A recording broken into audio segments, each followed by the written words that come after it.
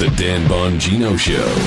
Get ready to hear the truth about America with your host, Dan Bongino. Welcome to the Dan Bongino Show. Producer Joe, how are you today? So good to be on one of the most popular conservative podcasts in the nation, Dan. Well, thank you to our listeners. Yeah, we really appreciate that. Thank you for spreading the word, too. For those of you who don't know, by the way, you know, it's funny. Liberals beat me up about this on social media all the time, Joe. They're like, Dan Bongino, he always said, one guy wrote, he has eagle eyes on Twitter, like he sees everything. Of course I do. The show's called The Dan Bongino Show. Yeah. I'm in the content creation sphere, folks. We promote our content because we want our ideas out there. Yeah. So we go to social media and we look. Bottom line is, I see on Twitter and on Facebook through a mentions type app. It's called Creators now in Facebook. You get it if you have a blue check mark thingy. I don't say that to be Mr. Hey, look at me. I'm just telling you that's what comes along with having a verified page. In those apps, you can see and sort for your name. So I have a very unique name. It's not Smith, it's Bongino. So if you write something nice about our show, I typically see it. I spend a lot of time micro-targeting people and liking their stuff and sharing their stuff. So bottom line is thank you very much. Hey, real Liberals quick. beat me up on that. Real quick, too. Something cool I did last night. I've got an Amazon Fire Stick, and I said, play the Dan Bongino Show. It did. And it did? Oh, cool. That's good to know. Yeah, thanks for telling us that. I didn't even know that. But yeah, that's I appreciate it, folks. Thank you for spreading the good word.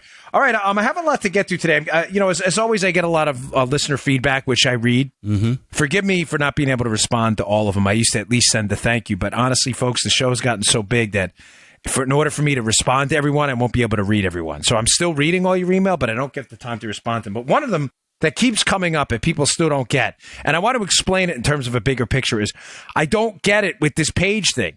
Why surveil Carter Page after he left the Trump team? But this is important. It's not just even about the Trump spying scandal, the Russian collusion nonsense.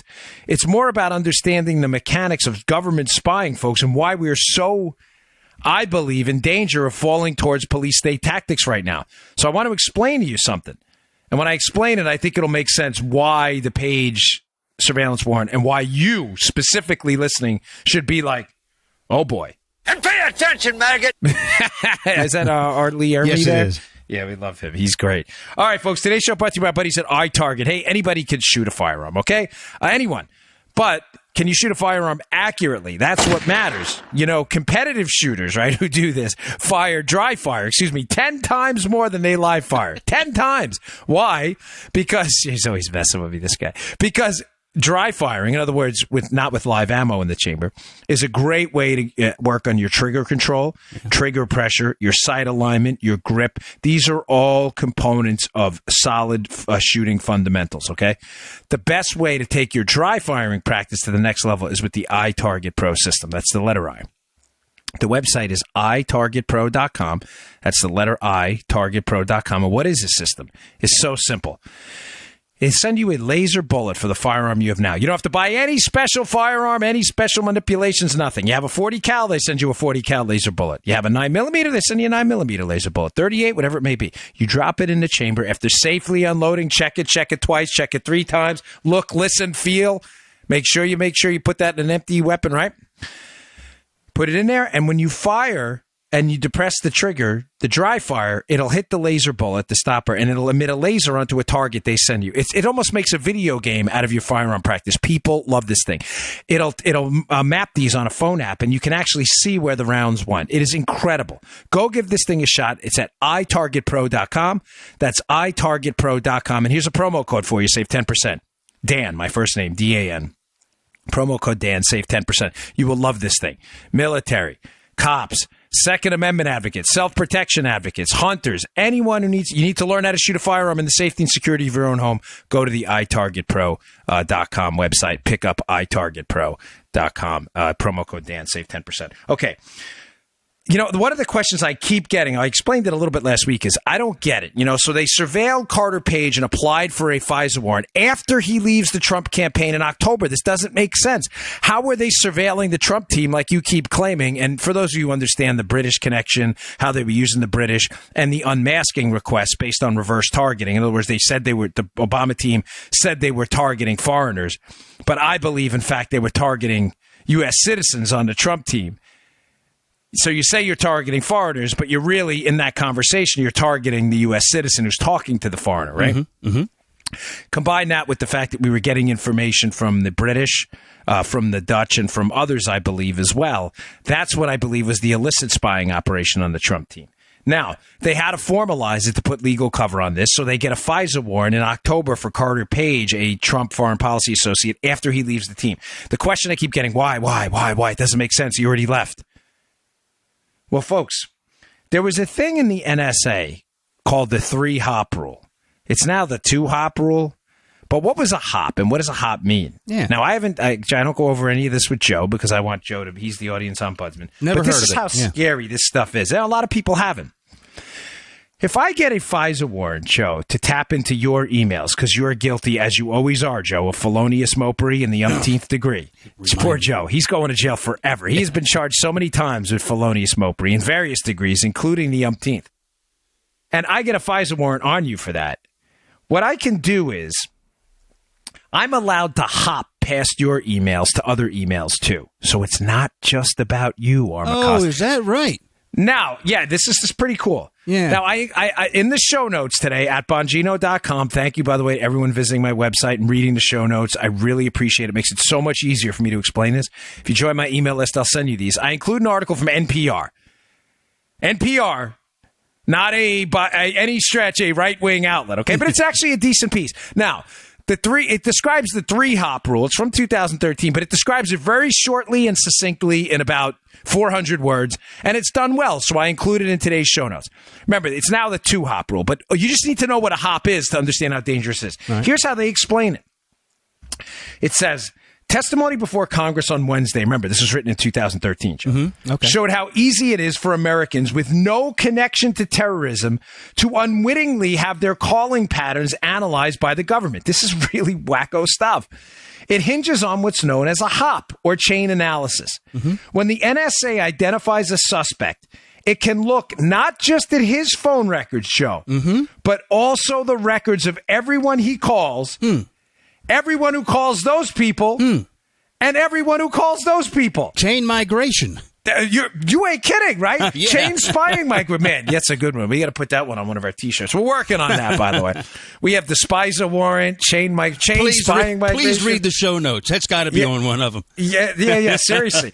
Now, it goes on, though. Here, this is good. It says, if the average person, Joe, called 40 unique people, 3-hop analysis would allow the government to mine the records. This is a staggering number.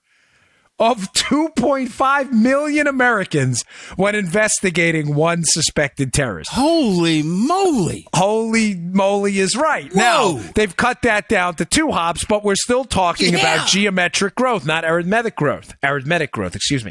Folks, it's a big deal. Now it is, because I keep getting this question. I don't get it. Why get a FISA warrant for Carter Page after he left the Trump team? Because, folks, the FISA warrant's retroactive.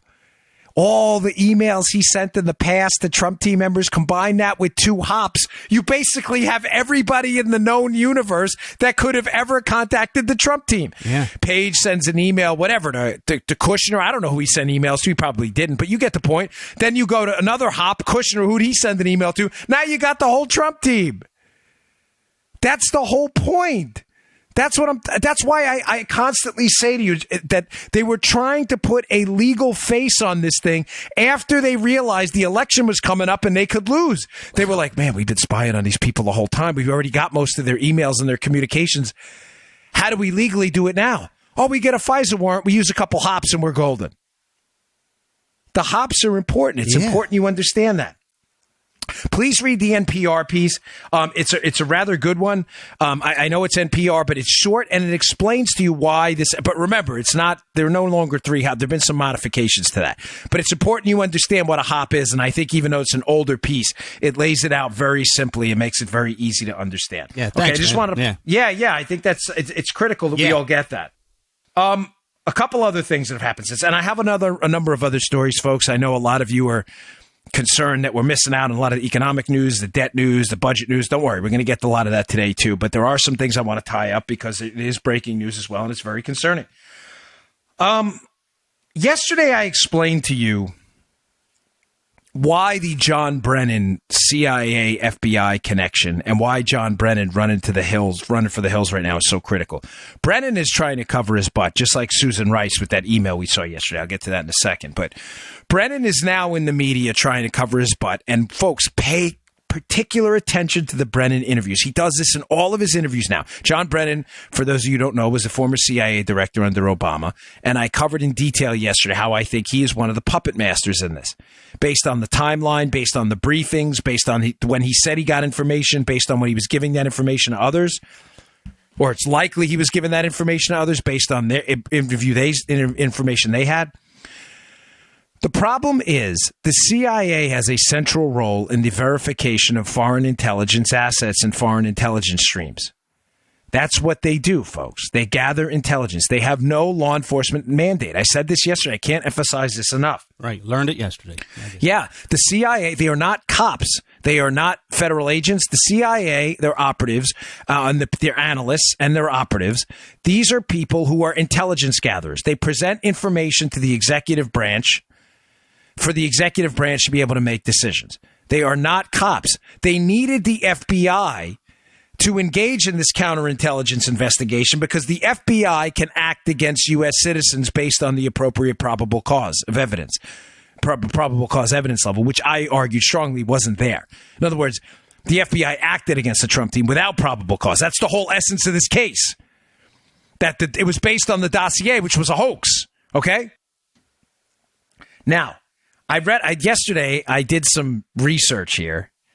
And I'm like obsessed with this case because it's so damaging to our national constitutional republic and the idea of liberty and freedom. And I came up with a BBC article that I also have at the show notes today that is absolutely damning. It's from earlier in 2017. But there's some pieces in there, and I'll cite them to you. And I'll put the article in the show notes if you'd like to read it yourself. But do what I do and take screenshots of the critical parts. This is crazy. Remember, this is from last year, okay? They're talking about the CIA and their role in this. By the way, I was reading this piece when I was getting an oil change at the local Ford yesterday. Gosh, it took forever, like 2.5 hours to get an oil change. I was like, man, can you guys speed it? It was the quick lane. The quick lane. Oh, yeah. I'm like, dude, I would have been in and out of Jiffy Lube in like 10 minutes. I love Ford. Don't get me wrong. My Raptor's the greatest car ever. But man, you got to work on that quick lane, fellas. I should call it the slow lane. Now. This is be honest with people. But I'm reading this stuff, and this is a damning piece, and it highlights what I covered on yesterday's show, that the CIA, Joe, had no law enforcement mandate to go after the Trump team. They needed the FBI. So this is why Brennan's running for the hills right now, because I think Brennan quietly knows he prodded Jim Comey into this investigation, into the Trump team, knowing that the information was suspect at the time. Here's a quote from the BBC piece. They're talking about Christopher Steele, by the way. Okay. They say, then in early October, he came to the U.S. and was extensively debriefed by them over a week. The FBI, that is. He gave the FBI the names of some of his informants, the so-called key to the dossier. They're talking about Christopher Steele again, the source of all this dossier information. This is crazy, Joe. But the CIA never interviewed him and never sought to. This comes from several people who are in a position to know. They're alarmed at how the investigation is going and worried it's being fumbled. One said, this is important. Listen to me, folks. This is from an inside source. The FBI doesn't know about Russia. The CIA knows about Russia. Any sources Steele has in Russia, the FBI doesn't know how to evaluate. The agency does, talking about the CIA. Yeah. Who's running this thing from Moscow? The FBI just aren't capable on that side of even understanding what Chris Steele has. Another reflected growing frustration with the inquiry among some who served in the Obama administration. They said we used to call them the Phoebes. They would make the simple case, talking about the FBI, but they would never see the bigger picture. Folks, you may say, well, Dan, in one respect, you're telling us that Brennan's the puppet master here. And now in another respect, you're citing an article from the BBC that the CIA never even interviewed Steele and never sought to. Folks, that's the point. That's exactly... Now, Joe, I see the look. I know you're a little confused here. So you are the audience ombudsman, as always. If I don't tie this up, you must let me know. Yeah, tie it up.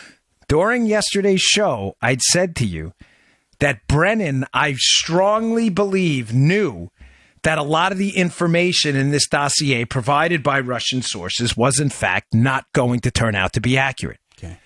Brennan does not want his hands on this thing, but needs the Trump team investigated on behalf of the Obama administration, okay? All right.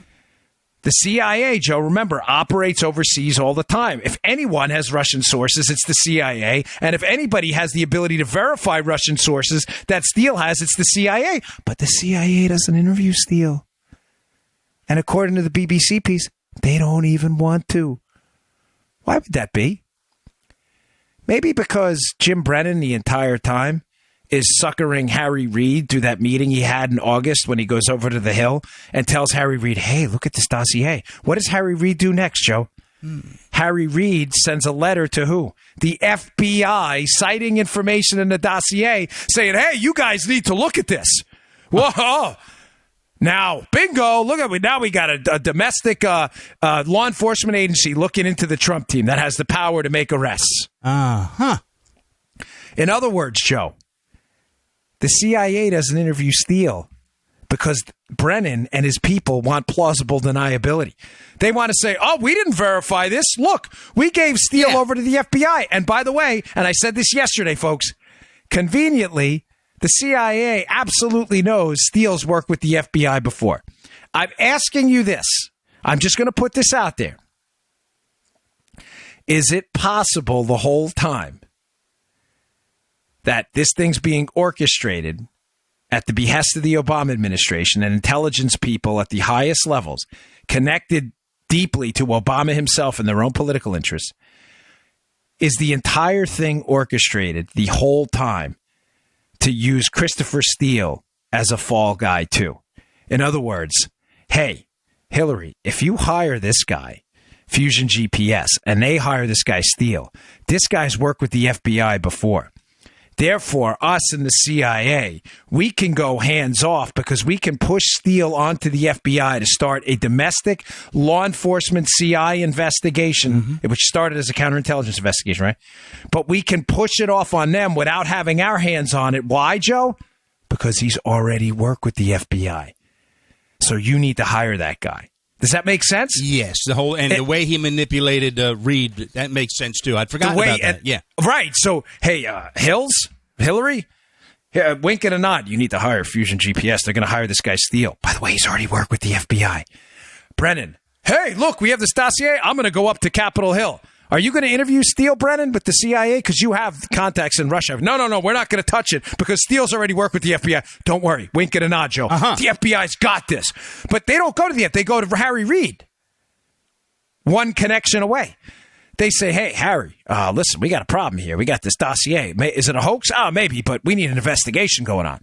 What does Harry Reid do? Fires off a letter to the FBI the next day or 2 days later and says, hey, we need an investigation into the Trump team. Look at all these allegations. The FBI now under pressure is like, oh, my gosh, we better get going on this. Yeah. You see what I'm saying, Joe? Oh, yeah. The BBC article is evident of the genius, the tactical genius, evil, diabolical, but the tactical genius, I think, was involved here. I think it was a mechanized plan the whole time. They already had this thing lined out. If we use this guy Steele, then the CIA, Brennan, our hands are off this, even though we started the whole thing.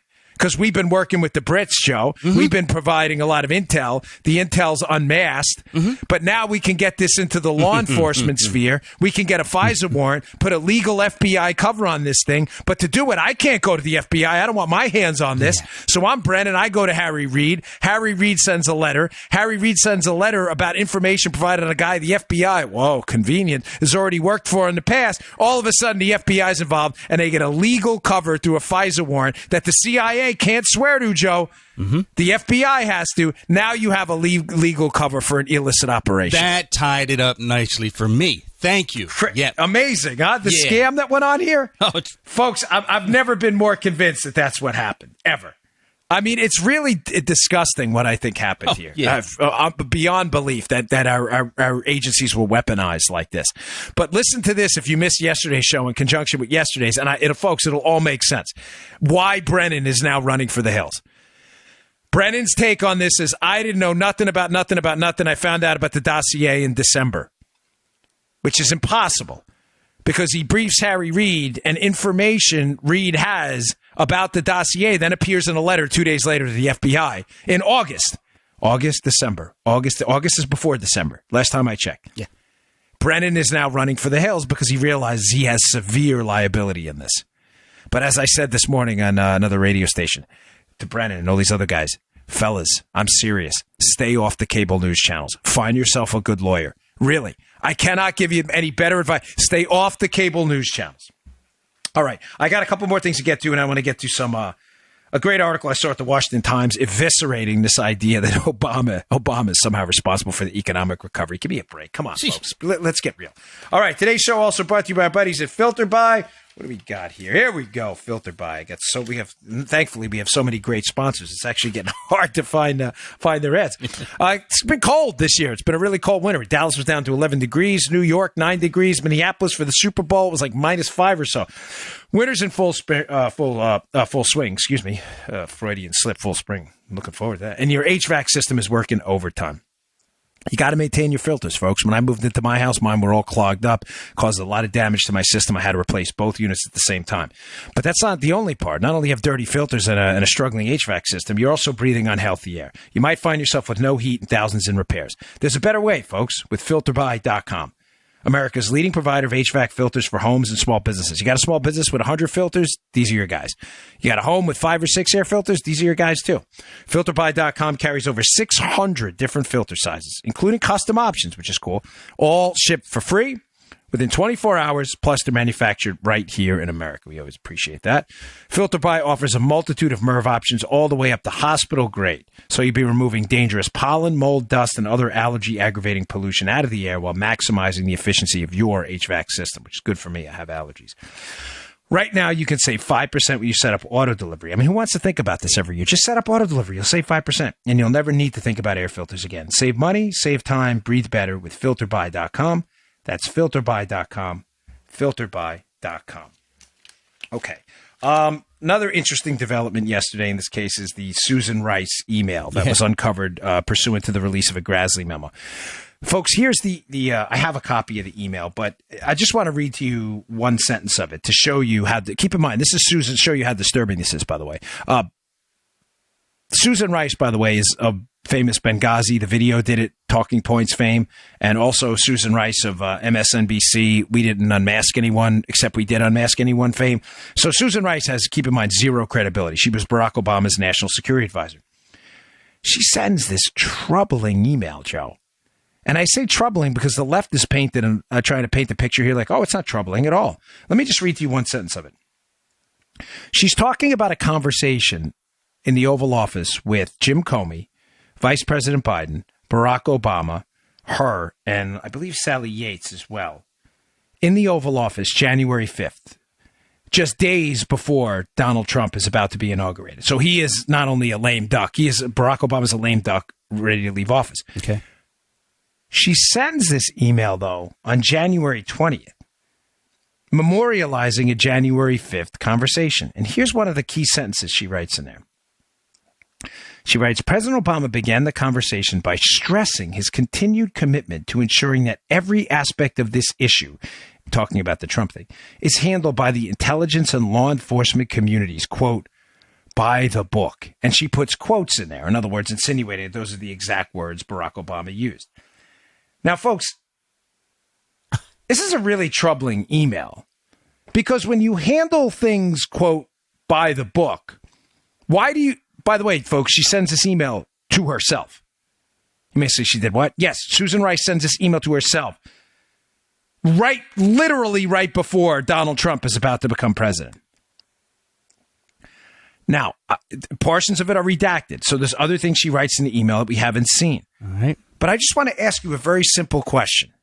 Did you ever see, Joe, the movie G.I. Jane with Demi Moore?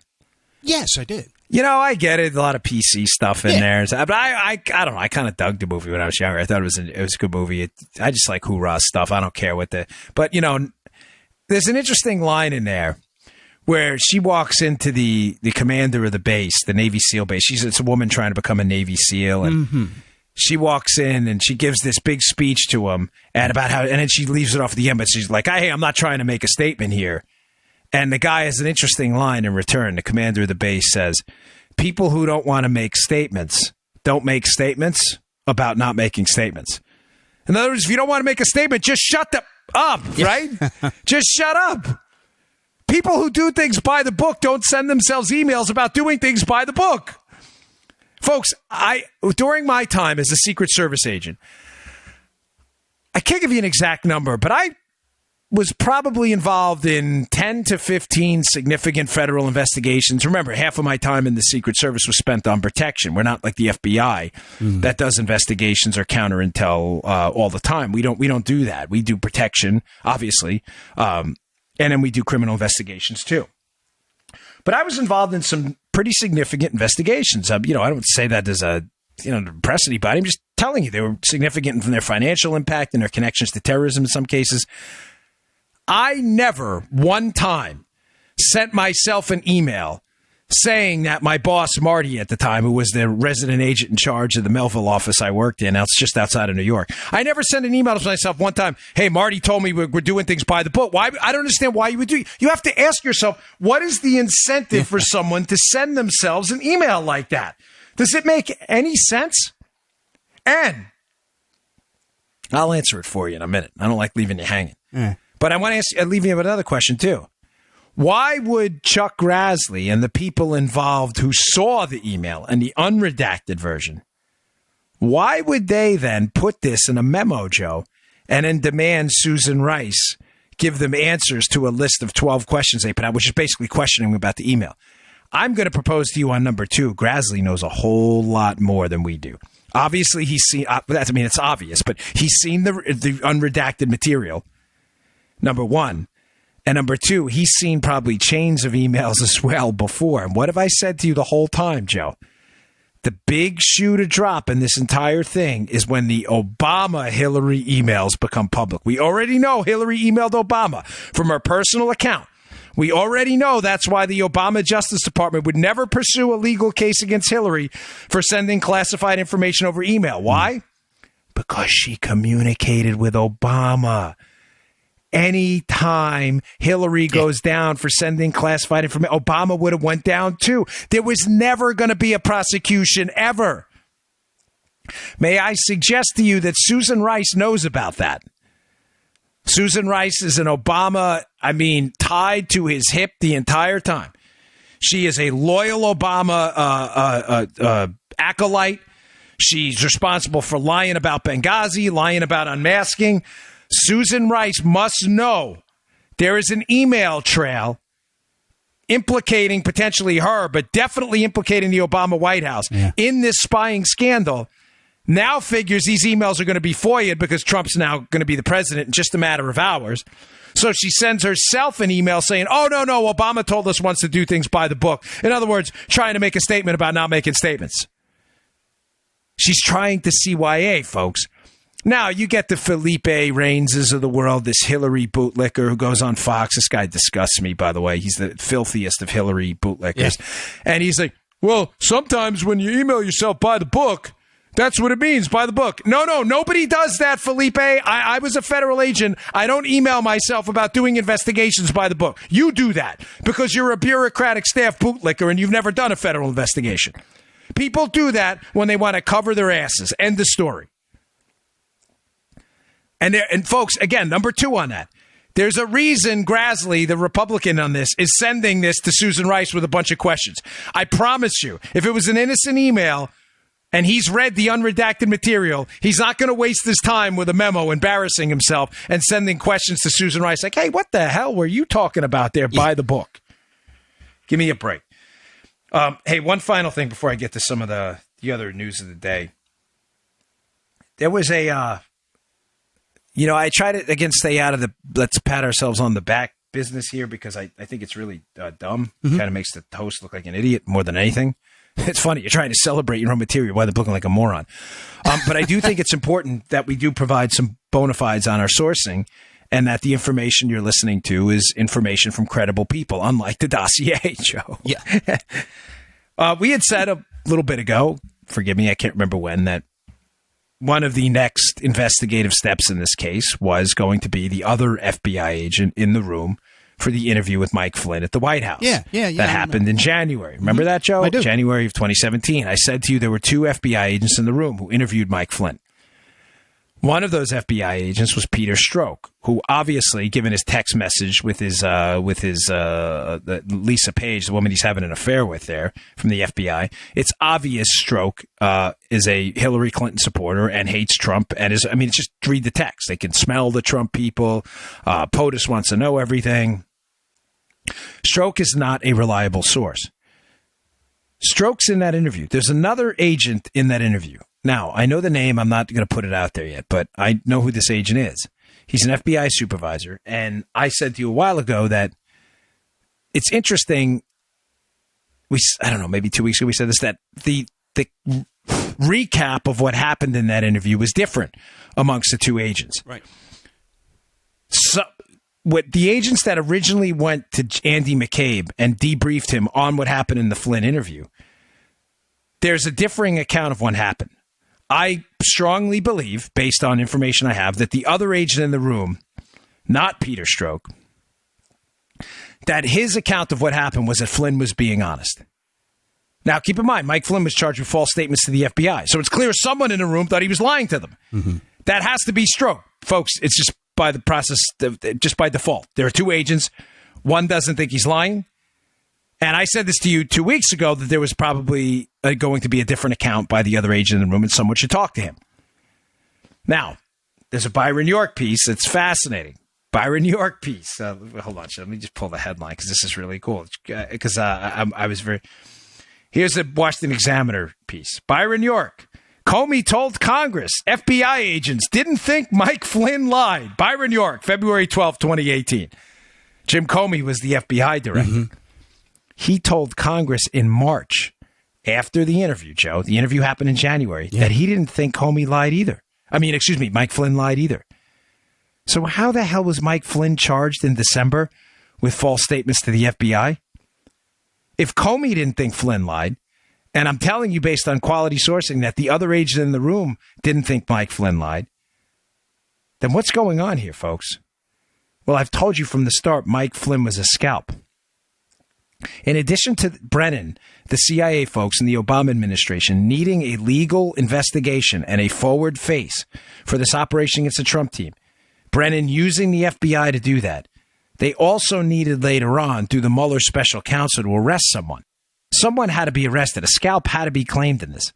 Mike Flynn was the most convenient scalp of them all. Mike Flynn was a convenient scalp because there were people in the FBI who had personal animus towards Mike Flynn based on some interactions he had had with Andy McCabe in the past on other issues.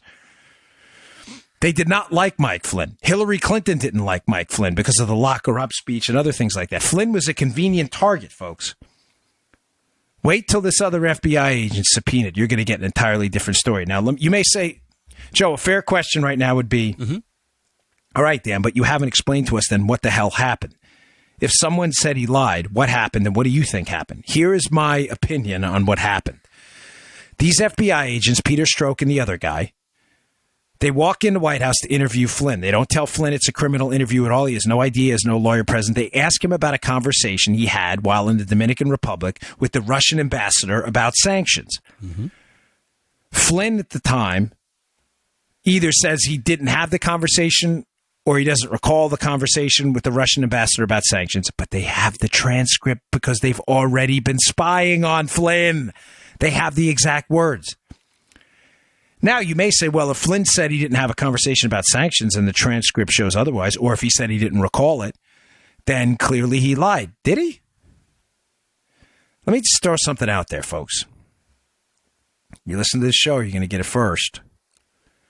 Flynn was on vacation. He's in the Dominican Republic. When did that call happen? What do people do on vacation?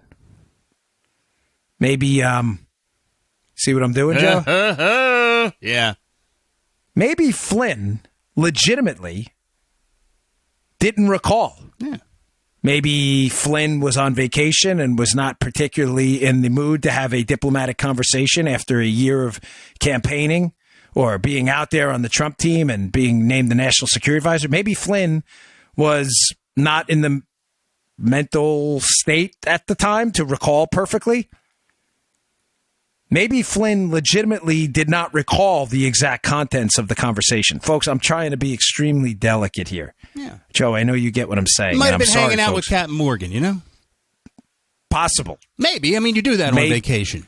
Maybe there's a reason. Who knows? That the FBI agent in the room, the other agent, or Jim Comey, or Flynn did not recall. And maybe Flynn was being absolutely honest when he said he did not recall. Yeah. Folks, we don't recall a lot of things. I'm just saying, you heard it here first. And I'm not trying to be in front of this stuff. I'm just trying to tell you the reputation of a lieutenant general with a distinguished record of service to the United States over decades was decimated. His family decimated. His life decimated. His financial situation decimated. His reputation decimated. For what? For a conversation he may have legitimately not recalled. Mm-hmm. Crazy, man. Absolutely crazy what happened to this guy. Okay, that's some good news. I got some good news and bad. Let me give you the bad news first, okay? Right. Moving on to some different stuff because this is important. I want to leave you with the good news because I'm not a macabre guy, and generally our financial treasury situation in the United States, our fiscal and monetary situation is so bad. It's like you leave and you're like, I can't take it anymore. There's some good news, but let's start with the bad news first. Dan Horowitz has a really terrific piece of Conservative Review I'll put in the show notes, and I like the way Dan writes because he sums things up in bullet points. Like, hey, here's the 8 crappiest parts about this budget we have. 1, 2, 3, 4, 5, 6, 7, 8. It's super readable. It's real easy, and he makes no effort to confuse you with jargon and wonkery. He has a great piece about, it's like, I don't know, 8 to 10 negative highlights of the budget bill we just passed. I want to just motor through what I think are the most prominent of those and tell you really how bad our situation is and why this budget bill signed by the GOP is an abomination. Now, folks, I'm proud to be a conservative because, again, we stick by our principles. I don't give a damn what party signs their name to a bad budget laden in debt with the red menace of debt coming ashore for our kids and grandkids. It's a bad idea. I don't care who signs it. The Democrats, if Obama signed that, and it was good. It didn't matter what it was. Could be a bill to eliminate puppies all over the United States. Oh, it's great. Obama signed it. We're not going to do that here. Here's number one. I call this budget woes.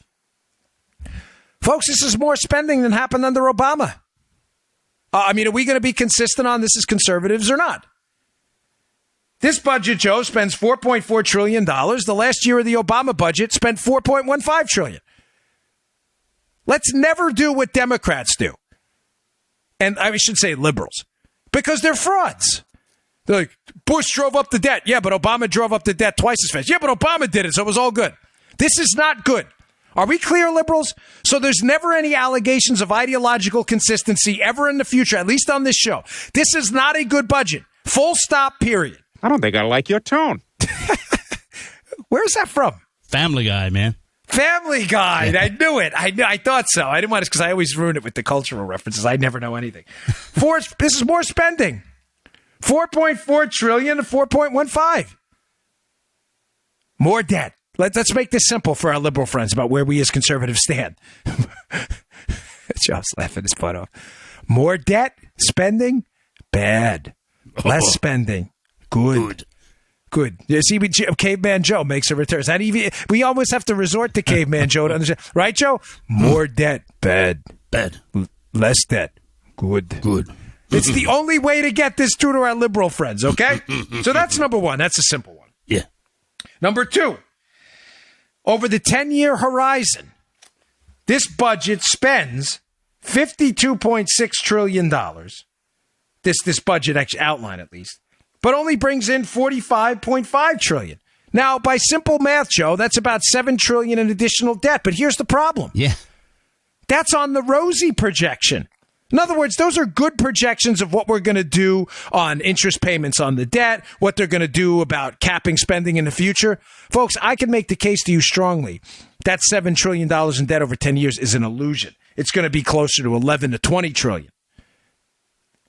Folks, we're in a world of trouble right now if we don't stop this nonsense. Number 3, Medicaid spending. $5.2 trillion over 10 years, plus the additional $2 trillion that the states chip in. Folks, $5.2 trillion plus $2 trillion, $7.2 trillion over 10 years on Medicaid. Medicaid, not Medicare. Medicaid. Medicaid, meaning lower income folks who are going to be getting money from the government, absent almost any work requirements at all, to spend on healthcare.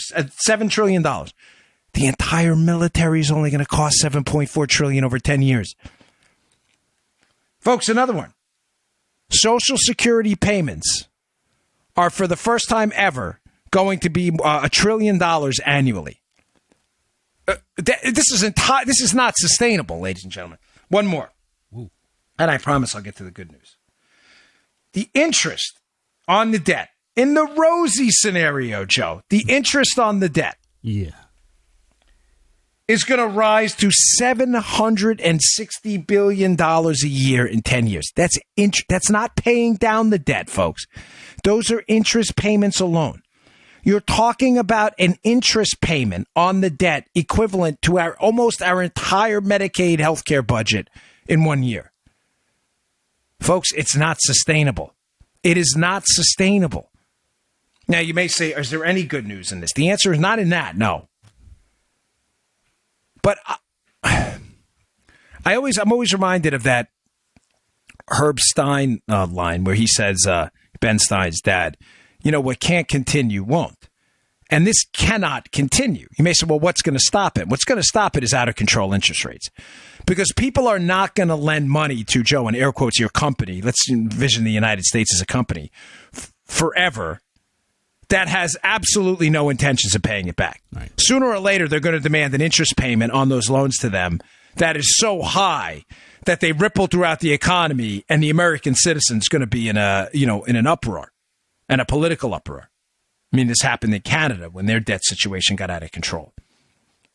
Interest rates are going to be listen to me. Interest rates will be the flashpoint. When interest rates start going up because both individual citizens and foreign governments stop lending the U.S. money. Because, Joe, sooner or later, they're all going to come to the conclusion that this is never going to be paid back. Folks, it's not. There is almost no way to pay this back right now. Sooner or later, they're going to say, wait, we're lending you money at 3%? I want 5. Someone else is going to say 5. I want 10. Yeah. I want 15. Oh, that never happens. Really? You remember what mortgage rates were in the 80s? 12, 15%? Yeah. Wait till your car loan costs you 20%. Your college loan costs you 22%. Your mortgage payment costs you, 12 to 15%. People are going to be really pissed, folks, and that's when even the most hardened Democrats are going to start reevaluating the role of government debt in their lives. The problem now is there's no consequence. The debt is going to be signaled by interest rates. Interest rates will be the canary in the coal mine. Now, here's some good news for you. Another great piece, the Washington Times today, I'll put in the show notes at Bongino.com. Again, subscribe to my email list. I'll send them right to you. By I think it's Pete Ferrara, but it's a very good piece, very short, but it's good. And it also has some links in it that are very good as well. They talk about how economic growth, or Ferrara talks about in the piece, how economic growth is really starting to turn around, Joe. And he basically just destroys the laughable claim that the Obama policies have anything to do with this. Folks, it doesn't make any sense, okay?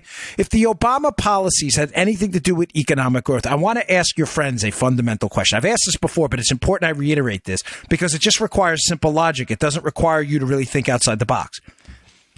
If Obama had a series of policies, Joe, which he did, these are documented. This is not a myth. It's not fantasy. It's not a Teddy Ruxpin tale, okay? Barack Obama hiked taxes. He did. He hiked the income taxes. Yeah. He hiked, the Obamacare tax was instituted. This is all on the record. I mean, this is not mystery, okay? Right. Obama was also a big fan of government red tape. We saw an explosive growth in the Federal Register. What is the Federal Register? The Federal Register is basically a book the federal government keeps of government regulations. We had record numbers of pages added, which is a significant and relevant proxy for regulations. So now we know two things. We know Barack Obama was the regulator-in-chief, and he was the tax hiker-in-chief. Now, as as is laid out in this piece, the recession and the recovery from the recession during the Obama years was the worst in modern American history. And in the Washington Times piece, he lays it out by category, by income growth, by GDP growth, by wage growth, labor force participation. These are hard numbers, folks. These are indisputable metrics.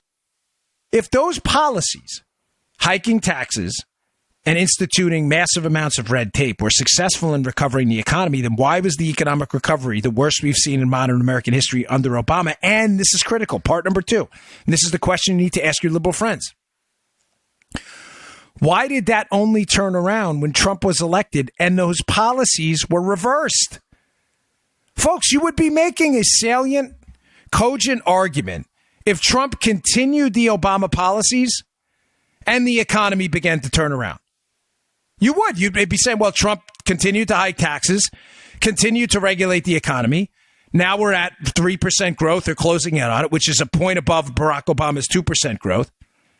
Makes sense, right? Maybe it took a while, but those policies are now starting to work. Folks, that's not what happened. Trump gets into office, immediately starts talking about tax cuts, actually cuts taxes, and begins a massive deregulatory effort to get the government out of your business life. And all of a sudden, the economy turns around. What you're saying makes absolutely no sense if you're using simple logic, which I know is tough for liberals. Just look at the article, look at the notes, look at the data. That's when it began to turn around. Now, you may say, well, what's the good news portion of this? Now that we're seeing significant growth in oil and petrochemical production in the United States, I mean explosive growth, back to when it was $100 a barrel, that kind of level of production. We are becoming the, Saudi Arabia of North America when it comes to oil production. Trump has deregulated the economy to a large extent. We're wiping out 20 plus regulations for every new one instituted. He has cut taxes. You're seeing economic growth finally close in at 3 and 4%. And I've given you these numbers before. You know the rule of sevens? The economy will double in 10 years if we grow at 7%. Mm-hmm. Let's be honest. 7% is not really practical. It's not going to happen. The last person to get even close was Reagan in 1 year. But folks, here's the good news. If we grow, and this is in the piece, by the way, in the Washington Times piece, if we grow at 4%, the economy doubles in 17 years. Doubles. Folks, that is in your working lifetime. Even for people in their late 40s and early 40s like me, I will still be working at 60. A lot of Americans will. Many Americans work till 65. The guy who cuts my hair, I love the guy. He's the best. Robert, Palm City Barbers. Gives a great haircut, by the way. Guy's 71. Does the best haircut I've ever seen. Guy's terrific. If he's working till 71 years old, in your working lifetime, if we just maintain 4% growth, we're just a point away from it now, the economy will double in 17 years. And it'll after 50 years, it'll have doubled 8 times. Now, why is the doubling after 14 years important? Because, folks, I'm going to put out a proposition to you. I'm not suggesting this is ideal. I'm just trying to tell you in relationship to the bad news we started with, that it may be a workable solution for now until we can get some people with some cojones up on the hill who are actually willing to cut government spending, which we don't have now. We have very few. If we just cap spending today, okay, so I gave you what the budget number was, $4.4 trillion. Mm-hmm. If we, and believe me, folks, that's way too much money, but hear me out. We don't have the guts right now up on Capitol Hill, not us, the listeners, the people on Capitol Hill, to cut spending. They don't. How do we know? Because they just passed a 2-year bill that's going to explode the deficit. If we capped it and said, okay, $4.4 trillion, this is it. No more. We're going to cap it here, and we'll allow maybe some adjustments for inflation, but we're not going any higher. If we capped it and doubled the economy, folks, in 17 years from now, we have the capacity to nearly halve our national debt without doing anything else other than capping spending levels today if we can grow. Does that make sense, Joe? Mm-hmm. Because the economy will be... So in other words, if I had $50,000 in debt and was making $50,000, I'm in trouble. I owe 100% of what I make. Right. But if I'm $50,000 in debt and I double my income and I'm making $100,000, all of a sudden that $50,000 in debt's not so bad. No. It's not insignificant, but it's not the financial burden it was when we were making $50. Our economy's worth $20 trillion now. If we double it in 17 years to 40 trillion, all of a sudden 20 plus trillion in debt, folks, doesn't seem that bad. It's manageable at that point. The interest payments are manageable. In other words, growth matters. Growth has always mattered. We have to hit those 4% targets. So that's the good news. If we can just cap it. I'm not saying capping it is the right approach. We should be cutting it dramatically. But if the best we can do with these gutless wonders up on the Hill right now is say, enough's enough. We've already given you Democrats $4.4 trillion in spending. This is it. Not a dollar more next year. If we even capped it and focused exclusively on growth and hit those 4% targets, we could do a lot to minimize the impact of our debt on our kids just by standard growth alone. I'm just putting it out there because, we get criticized a lot, Joe, by left-wing idiots for being like, oh, you guys are maniacs and, you right-wing nut jobs and all this other stuff. I'm throwing out to you a non-ideal, frankly horrible solution, but an idea nonetheless that I think even the left could get behind that would at least delay the day of reckoning. And I guarantee you the left will still say no. Now who's the nut job? You know why, Joe? They only want more spending. It doesn't matter. Bankruptcy doesn't matter. Math doesn't matter. Economics doesn't matter. Growth rates doesn't matter. They want government spending because government spending is a means to control the population, and that's essentially what the hard left wants. They've always wanted economic control. I've said to you repeatedly on the show, control, control, control. They don't care about how much money the government makes. All they care is that the money the government does make is the money that runs the entire economy. The allocation of resources must be done by the federal government, even if the resources are all squandered, because that is the essence of control, controlling the economy, controlling healthcare, and controlling your kids in public schools. It's really pathetic. Hey, one more story. This is a good one. I like to listen to Econ Talk. It's a really good podcast by Russ Roberts. He's a little more, I don't know how to, he's a nice guy. I love his show. He's super bright, but he's a little more kind of milquetoast on the politics than I am. But he's very fair to his guests. Obviously, I don't think I could be as fair, but he had an interesting series of guests on. It reminded me, I was reading a Wall Street Journal piece today, this weekend, and they were talking about how do you describe it? I took a note on this. How we're really, as a society, gosh, I hate when I stumble through this, but it's a complicated idea I'm trying to sum up in a simple soundbite. Basically, why is partisanship spiking? Why are we all on our own teams now? In contrast to the past, where there was more,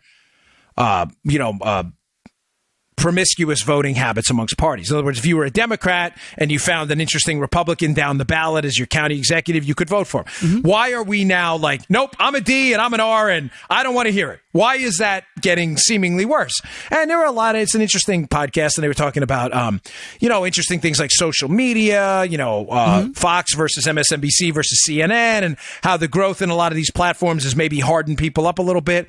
But those are great, but there was one point they made, and I read kind of a similar thing in a Wall Street Journal op-ed today, and it reminded me, they had this great line. The guy said, we make really good partisans, but really bad ideologues. In other words, we're great when it comes to defending our team, but we're really terrible in defending the ideology. And when he said that, I thought, you know what? He's right. And what proves that, Joe? I don't want to say proves it, but provides a really good body of evidence. You ever see Man on the Street interviews? Yeah. Guy goes out with a camera, whatever. Ami Horowitz does this all the time. He does some great ones. This kid out is Austin Fletcher. He does them. And they go out to like Antifa rallies or left-wing rallies, and you stick a camera in someone's face and you go, hey, how do you feel about Obama's tax plan? He's going to cut this. He's going to cut that. He's going to do this. He's going to do that. And the guy at the Antifa rally or whatever is like, it's the greatest thing ever. And all of a sudden you find out it's Trump's tax plan, not Obama's, and the guy doesn't know what to do. In other words, the guy's a really good partisan, Joe. He's at a rally screaming, down with Trump, down with Trump. And yet you ask him about the ideology, and he's all for it, despite the fact that it's Trump's. Fascinating how we make great partisans, but bad ideologues. And how making great partisans first, but bad ideologues, it gives us a passionate allegiance to the label, the D or the R, but no passionate allegiance to the actual ideas. Now, combine that podcast and the assertions made in it based on a paper that's out there with another fascinating op-ed I read today in the Journal about how the most dangerous people right now in politics, Joe, and I don't mean violently, I just mean dangerous in that they're not attached to an ideology and they're the most fiery. You would think, Joe, and this challenged my thinking too, you would think, right, would be the wings of both parties, right? And again, I don't mean violently dangerous. I mean like they're not willing to. But the guy in the author of the piece says, no, that's not the case. He says, surprisingly, the most passionate, angry people right now are the centrists. And he makes the same assertion. And these two are not referenced in the podcast. I'm making. I just want to be clear on this. In other words, the podcast doesn't reference the article. The article doesn't reference the podcast. Because he says, Joe, exactly what the other guy's saying about we're good partisans but bad ideologues. That when you're not attached to a fundamental ideology, in other words, you're a centrist, you're a squishy moderate, you're not attached to a right wing or a left wing or anything, people can come in and easily inflame you because you're not attached to a bedrock set of ideas. In other words, Trump did it. Trump, he's Hitler. He's Idi Amin. He's a dictator. He's a fascist. And all of a sudden, the centrists are like, get him! Pitchforks! Now, he made the journal piece. They make a really good point. That do you notice right now, Joe? He makes the point that the angry. I don't know if it's a he or she. Forgive me. I'm sorry. I'm just trying to get through this because it's just so important in relation to the podcast. He said, do you notice right now the people who are out there who are the angriest right now, politically speaking, Kirsten Gillibrand, Adam Schiff, Eric Swalwell, all these other people ginning up the Democrat base. The Russians, Kirsten Gillibrand, the senator from New York running for president. The Russians, Trump's evil. Do you notice how these people are not real left-wingers? I mean, hardcore left-wingers. They're not. Matter of fact, the Journal says that Schiff used to be, they always thought Schiff was a moderate guy, a milquetoast moderate guy. They said, think about it, Joe. Look at like the Bernie Sanders and the Elizabeth Warrens. They're not out there doing all this. Now, listen, they're not our friends. Don't get me wrong. Right. And they certainly will advance the Russian collusion narrative when it meets their agenda. But he makes the point that the Sanders and Warren people are so bedrocked in this redistributionist ideology thing that's their thing. That's their home. Like they have a bedrock. They don't need to focus 24 hours a day on fake Russian collusion because they're so busy trying to steal your money and your health care. You get it? I know. I'm sorry if but it really is a fascinating point as it relates back to the podcast that we make really good partisans and really terrible ideologues. And that's why there's this separation into teams, because the teams don't understand that there's a lot of cross-pollination. In other words, R matters, D matters, no matter what the other guy's my enemy. Make sense? Does that make sense, Joe? And I'll leave you with one last point. One last point he brings up, which is a great one, because I've thought about this in the past.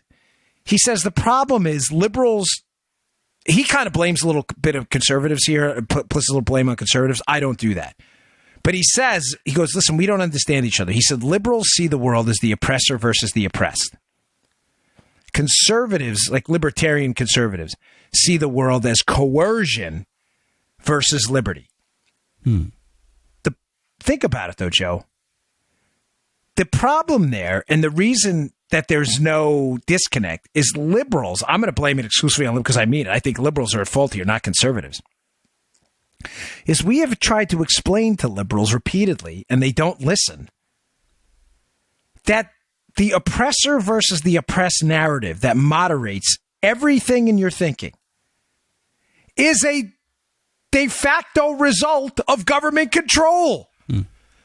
The institutions we rightly rebelled against, slavery, Jim Crow, were government enforced. So whereas we libertarians see it as government coercion versus liberty, you see it as oppressor versus the oppressed, but you don't understand the oppressor's government. We've been trying to tell you this.